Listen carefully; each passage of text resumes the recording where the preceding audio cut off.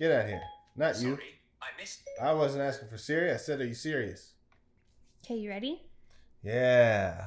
All right. It's on? Yep. Hey guys, I'm Blake. And I'm PJ. And this is the Church Podcast, episode 19. Yes. Culture check. Oh. No, that's okay. Today we're going to be talking about culture checking. Well, no, I wouldn't say we're talking about culture checking. I would say we're going to do a culture check. So first I would like to preface this and say that all of you people that we are referencing and talking about from our past, we truly love you guys and forgive and we move on, moving on. But we're going to check you. Well, I feel like, talking about this stuff, it does help us move on, Mm-hmm. and Yeah, I said that last time, about how it's kind of therapeutic. It is. And I feel like it definitely is therapeutic. It helps other people also. Like, I feel like when they hear what we went through and stuff, it kind of validates their feeling of oh, wow, I wasn't the only one who felt that way. Yeah.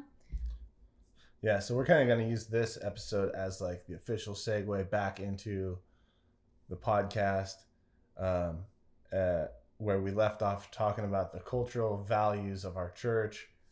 And one of the phrases that was tossed around there a lot was culture check. If you're going to be a part of this organization, you got to be able to let each other, check each other. And so there would be these random times and well, for me, more regular than random. I know, no, I mean, people didn't specifically say, I got a culture check you now, buddy. But it was like, well, sometimes they did. They actually said that sometimes, do I need to culture check you? And it's just so awkward. Yeah. So, I mean, we're just people going about our daily life. And then here, one of your friends is like, hey, that's not our culture. And I understand why, but that's why we wanted to talk about this, because my idea came up kind of when I was doing the previous episode, talking about the cultural values and enforcing those as if it were a business. Mm-hmm. And it doesn't really work in a church. In ways it does, but I feel like in ways it doesn't. And we experience the ways that it doesn't. And the reason we want to actually talk about it is because I feel like it's actually a overarching issue in most modern churches that I've witnessed or visited. There's a lot of talk about having a mission statement and having cultural values on the wall and, leadership principles and all this stuff. And that's good stuff. But in my opinion, the church is Christ's family, or so it is posed in the Bible as God's children, your family, all these family words and references, to describe the church, and doesn't ever say you're God's chosen employee, God's chosen executive pastor, and all these terms that I feel like are there now, and so, what were we just talking about before we started? How a way that did go badly, mm-hmm. was the times, so in our specific situation, our leadership, our highest leadership, the pastor and the pastors, they didn't really have very close accountability partners. So I wanted to say a better word. I just hate that word, but I know. They didn't have, any superior. Like, they were it. And in that situation, so what happens when they, oops, that might have been too loud. What happens when they have a bad day, or they are going off course, or misrepresenting Christ, or all that stuff? And so so the scenario is, well, I was going to say, if you would say something like that to them, they would say, well, it's our culture, and so I would hope that you would call me out. But if you actually did that, then it would be dishonorable, and it would just get you in more trouble. So it ended up being pointless. Anyway. Yeah, so a culture check was great for everybody else. Right. But if your culture check of me, the pastor, makes me feel bad or uncomfortable or challenged or whatever, then it becomes dishonor, not a culture check. Now you're sinful, right, and we need to deal with you. You might have a demon in you, actually. You might have a demon. I mean, you think I drink too much? You have a demon in you. Yeah. So it's so defeating for your community, because let's say you don't agree about valuing one thing, or you don't feel like something slots exactly in this, we have fun. That's our cultural value. But for me, having fun is not having a shaving cream party. I really don't like that. Well, maybe this isn't the best fit for you then. That's the problem. That's where maybe that works in a business where you have people that you pay to perform a duty to, advance your mission. It's your mission, your organization. You started this. It's your brainchild. You're the entrepreneur. In the church, that's God, and he wants everybody to be a part of it. And so at what point does it, so I don't want to get too all over the place, but you do good. Thanks.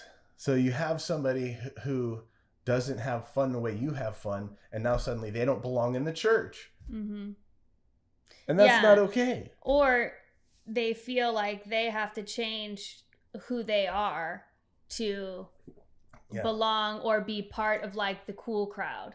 Like, you wouldn't advance in leadership in the church if you don't like having, fun that way, or do things a little bit different. And that ends up being really limiting for the organization, honestly, because then you have no innovation if everyone is literally the same. So it defeats their whole purpose. Yeah. And borderline or possibly fully a cult. Yeah.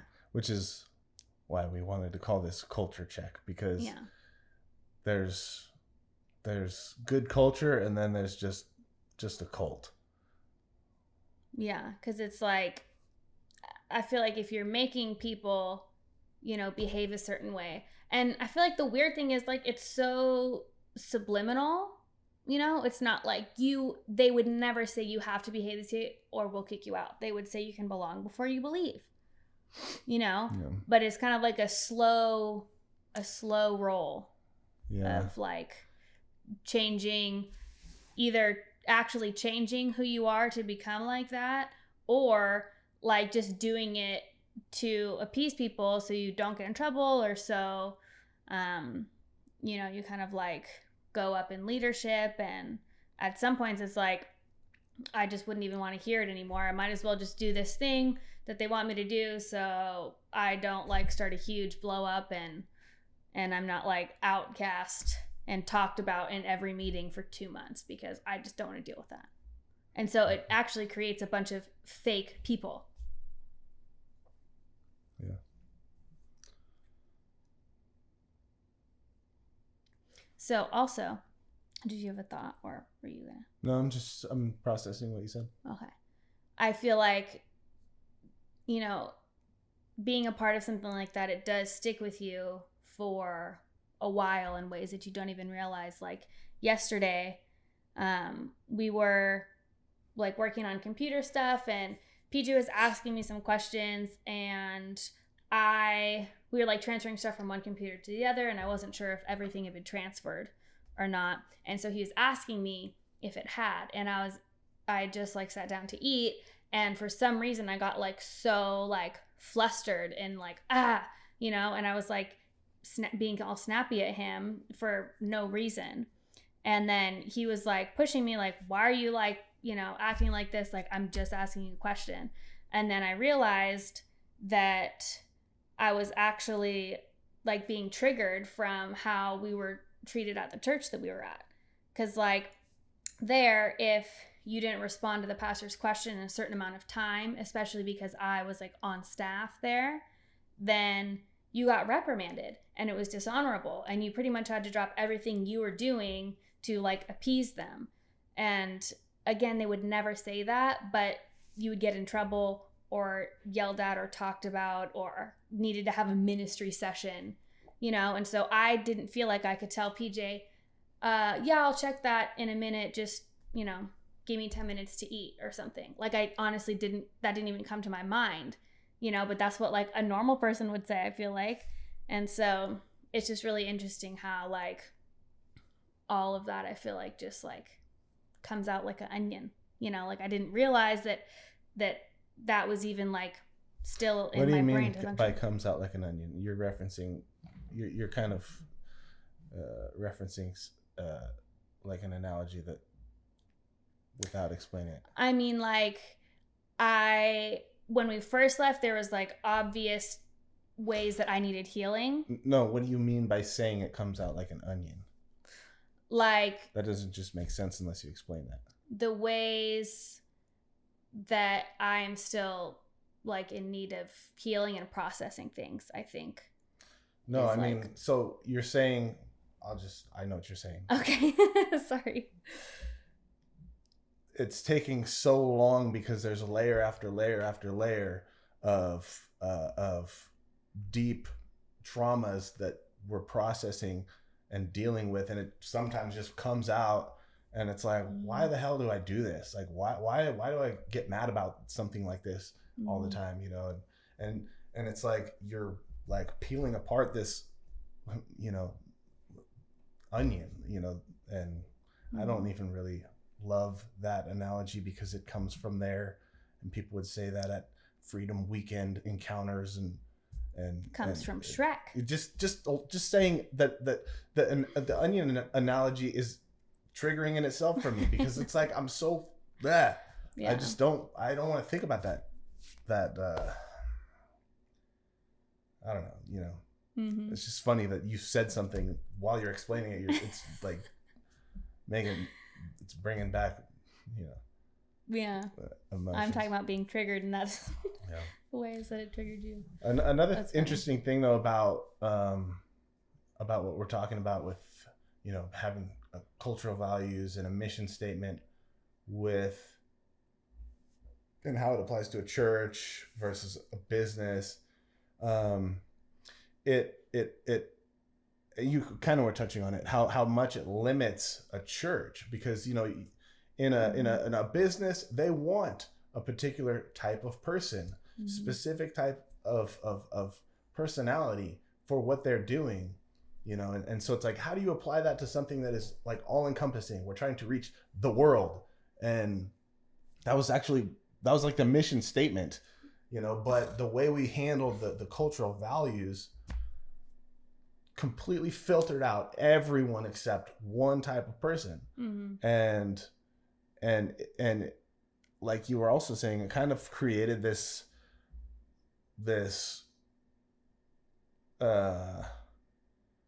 situation where someone really doesn't like it and leaves, or they aren't that way, but they want to be a part of it, so they change themselves. And that turns out to be negative, because you're not talking about like a bad behavior. You're talking about, I don't like something and I'm just going to force myself to do it anyway. Yeah. Because I want to be a part of their culture, or I want to be a part of their family or their church. I need certain aspects of this place So I'll just compromise myself and change myself to fit in. And it's not even, you're not even talking about, you know, a sin versus not sinning. Mm-hmm. So it was just, I mean, it was that was, and that person was us. Yeah. We were the ones, we chose that way. It was like, okay, well, I really want to know God. I really want to heal. I really want to experience friendships and a close community and you know, camaraderie, have people that around me that have my back, who really felt like friends. Mm-hmm. And so I'll just do what I have to do. And then over time that just built and built and built, and it just became more, and the criteria to be a member just became more and more difficult. Mm-hmm. And that was called cultural values. It's like, yeah, I mean, for me, what I value changes all the time. mm-hmm. But they acted like that stuff was written in stone. Like, you know, you just don't question the cultural values. Right. You know, but that's stupid. You should always be questioning things. Yeah. And reevaluating things. And is this actually really good? Or in reality, you know, this stuff we talked about, does it actually play out well? That's true. Didn't even give it a chance. Yeah. So it, you know, what it ended funny. up being was all these words that the pastors kind of had complete, what's the word, like dictation over, like, Mm-hmm. well, today having fun means this, today having fun means this, and Yes. it constantly fucking changed. It's like, goddamn, I just barely figured out how to make you happy yesterday. Now it's totally different. That's so true. Gosh, that was what was frustrating too. And again, why, you know, it was pretty much impossible to culture check the pastors, because it was really just dependent on their mood. Yeah. And it's a really, like, pretty much like walking on eggshells all day, every day. Yeah. You know? Yeah. There was something you said earlier when you were talking about like people changing, either, you know, they either left or they had to like change who they were, you know. And I wonder, like, just what that does to people's, like, you know, core, like spiritually, because obviously, like, God made you who you are, like, on purpose. He made you like the things that you like. He made you be an introvert or an extrovert or whatever. And so if you feel like you have to change, you know, those aspects about you to be like accepted into like the higher up family, Mm-hmm. you know, then like, I just wonder. Well, I can definitely see one aspect of that being that every step, you know, depending on how long you were there, every step that you took away from who you are and your individuality and your unique passions and desires and all that stuff that are good things, you have to take all those steps back through to somehow find your way back to who you want to be, who you wanted to be originally. You know, it's like you go to this place and you want to get help, maybe just knowing God better, super basic. Mm-hmm. And you end up creating all these, you know, false identities, kind of like, in order to please a narcissistic cult leader. Yeah. Is really what it comes down to. It's like, I don't even feel comfortable going to a normal, possibly healthy church because I just see those people. Yeah. I can't not see those people. I go in there. We went to a couple of churches over the time that, you know, since we've left that place, and I get mad at the people. Yeah. I walk in and it's like, oh, I just see this person I used to know that I don't like anymore. Yeah. You know, because they hurt me. And so please don't talk to me, greeter. You are way too happy, or or whatever. It's like you No. just are fake. I already know.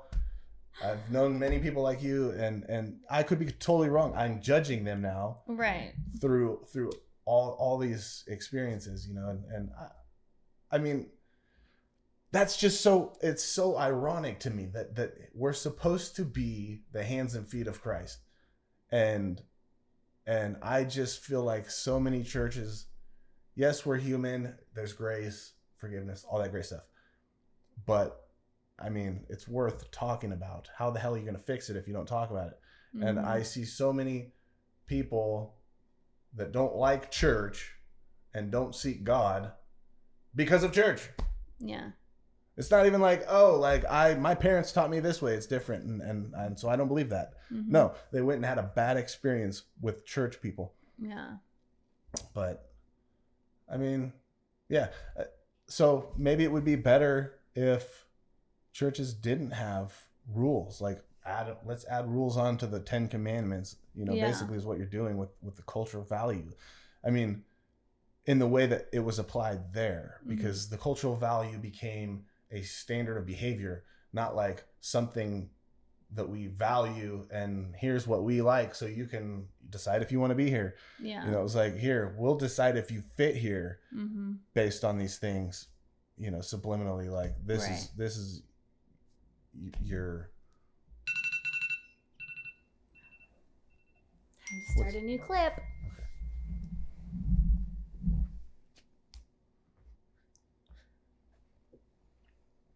Okay. So I guess that part we'll edit. Yeah. Well, yeah, we'll just have to edit those together.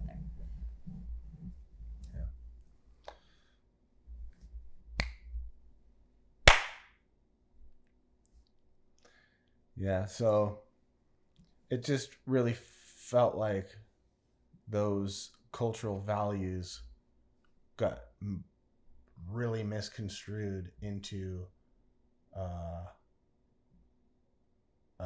puzzle piece, and if someone didn't fit the puzzle, you don't get to be part of the puzzle.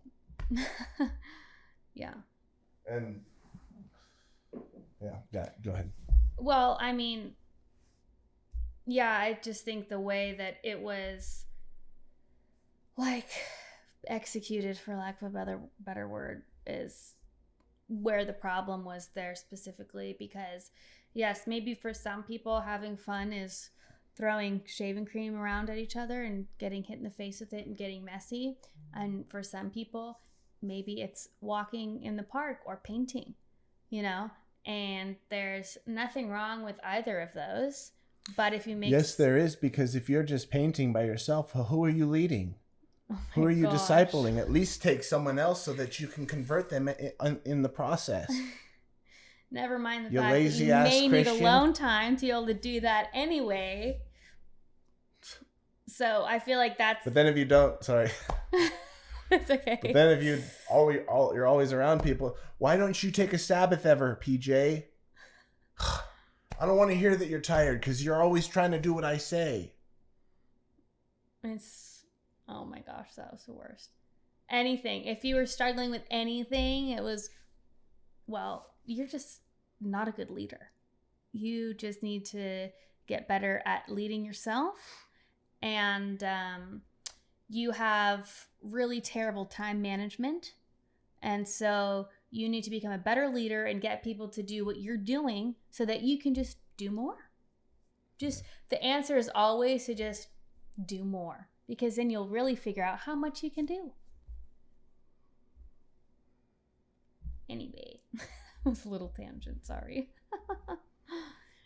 But I do feel like, like cultural values for businesses, it is totally different because you're paying your employees. You're not expecting, like Starbucks says that they hire people who smile. You're not expecting a customer to come into Starbucks and act that way. You're expecting your employees and the people you pay to do that. Okay? So I guess, and that's, in the church scenario, the volunteers would be the employees, but they're still volunteers. And also, like, the whole spiritual side of it, Starbucks isn't anyone's, like spiritual leader or anything like that. You know, it's like it's completely different. And so if you're a volunteer at some place and you're made to like feel like you have to act a certain way to belong there, and it's also like where you go to get spiritual advice and learn about stuff like that, just makes it a huge mess. And so there might be a way to have cultural values, you know, in a church and actually do it right and not make it feel like you have to act exactly this way to, you know, move up here. But I haven't seen it yet. Yeah, I think one of the biggest problems with how it was handled there was, dang it, I'm losing my thought.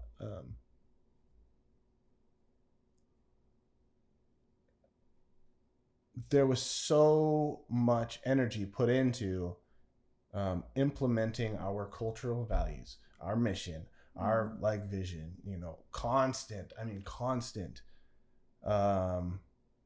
That there was hardly any time to worry about people. Yeah. Hardly any time to you know, I'm going to go get coffee with somebody and just get to know them. Right. Because like you were saying, like these things that we're like realizing are ingrained in us that are bad things. It's like, wait, I can't just have coffee with somebody and relax without having some kind of fucking purpose wrapped up in it, or some kind of like, you know, intention where it's pushing forward my mission. And, you know, not that these things are like bad in and of themselves. It's just at this place, at a freaking cult, you know, those are used as basically reasons to constantly berate people and constantly, you know, beat people down and make them work harder. It's like Egypt. It's like a whip. It's like, here, we're happy. Right. Be happy, you know. And like, if you're not going out and modeling that exact same behavior, well, you're just not a good leader. Yeah. You know, and so, you know, yeah, it's even hard for me to even remember what it's like to sit down. Well, I do remember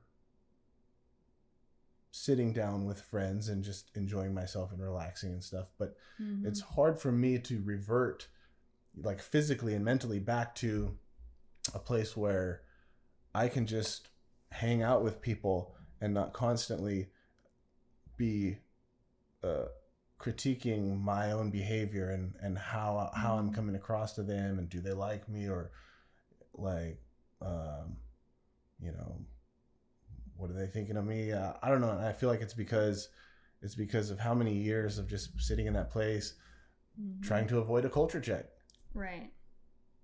It's exhausting. And another interesting aspect is how it turned us against each other.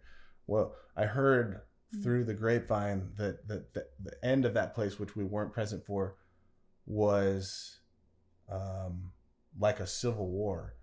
And I don't know exactly what happened. I'm just totally going off that, but I could totally see that happening, because it really was, well, we weren't there for the very end, but we were there as it was ending. And so, yes, it was like a civil war, constantly a civil war. It's like, you know, we're going to do an episode sharing some text messages. I was just thinking that were, you know, tossed around throughout the years, just to show what was normal there. Yeah.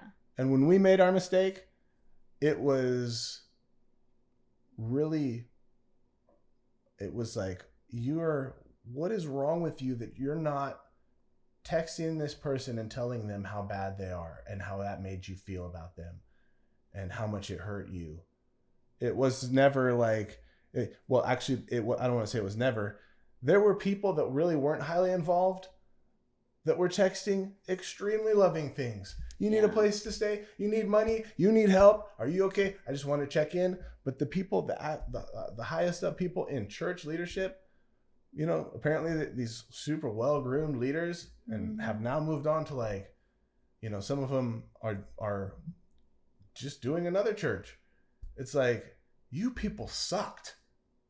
I'm sorry. Like, we suck too. Like, we made mistakes, but like,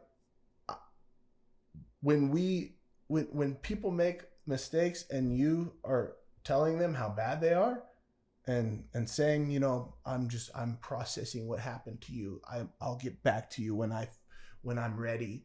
It's like, okay, I'm sorry I hurt your feelings. I'm sorry that me going through something, you know, the fucking worst turmoil of my life is so hard for you. Mm-hmm. Exactly. It's like us and one other person went through it, yet for some reason it was so personal to like all of our friends. And it's like, I get that you could be upset that we hurt the other person. We also hurt ourselves, you know, and that's okay. Like, I'm not saying it's not something to be upset about, but to then go and say how it hurt you is like, it has absolutely nothing to do. Like, what are you talking about? It has nothing to do with you, like, at all. Yeah. Nothing. Zero. It does give me hope to look back at those texts and see what I said and actually realize, oh, I'm like so different now. Oh, I'm so embarrassed about what I said. It's so stupid. Yeah. Like, oh, thank you. Oh, like, thank you for calling me out. Thanks for the culture check. Barf. So gross. Though I'm glad I'll never be like that again. Yeah. And yeah, that's, I guess, the silver lining there is that. And I mean, I feel like I have to clarify this. I don't know why, but we're aware that we caused the ultimate issue for ourselves there. You know, yes. Like, I take full responsibility. I mean, not that I need to give anyone an explanation for that, but I want to be clear that I own my part. Like, don't worry about that. Yeah. What's really frustrating is that the other, you know, the surrounding parties involved just completely glaze over the fact that place is totally fucked up. And why would you have a problem? Yeah. Why could you possibly have a mental breakdown? Everything is so great here. Yeah. It's like, are you serious? Yeah. Like, yes, we made the final decision, but it's like, I mean, sometimes I start to get really soft towards those people, and I miss them. Mm-hmm. A lot of times, actually, I really miss some people there. Yeah. That have not even tried to figure out if I'm all right. What the hell happened? Are you okay? You know, like, their last words to me were judgment. You know, you're going to be judged. You fucked your life up. What's the matter with you? You know, like all this stuff.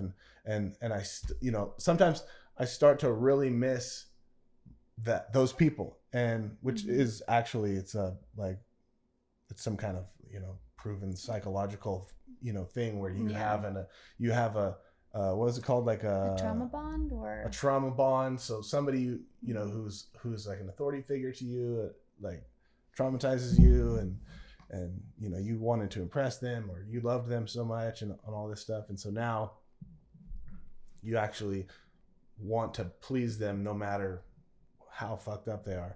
But anyway, point is like, I start to really feel like I want to reach out or something and make amends or something, and then something like yesterday, I came across text messages of the things that they said. Mm-hmm. Not even really on purpose. I wasn't trying to dig up anything or anything. I was cleaning up the computer and came across these text messages, and it's like to me. Yeah, to Blake, and even I have my own too, but and it's like, damn, you actually said that shit and still haven't tried to get a hold of Blake. Like, your mind isn't telling you that wasn't appropriate still. No, there's something wrong with that.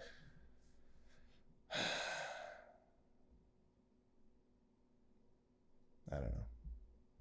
Getting off topic. But It's okay. yeah. That's all I have to say. Yeah. Yeah. So we're going to use this episode as like just like a segue into finishing up our series on the cultural values. So we'll get back into that. With specific examples of, of ways that they worked and didn't work and things like that. So that'll be interesting. Yeah. Yeah. And like I said, and I'll probably keep saying, we love all the people from that place. I love all the people from that place, even though I don't necessarily want anything to do with them. This is not a matter of forgiveness. This is a matter of like, we went through this and I feel like it needs to be talked about. And, like, I don't want to just brush it under the rug yet. Maybe someday this will be a lot more positive podcast, but for now we're just going to share our experience on what happened and talk some shit. And if you don't like it, well, you can say something about it or shut the fuck up. And with that, we'll see you on the next episode. That was cute.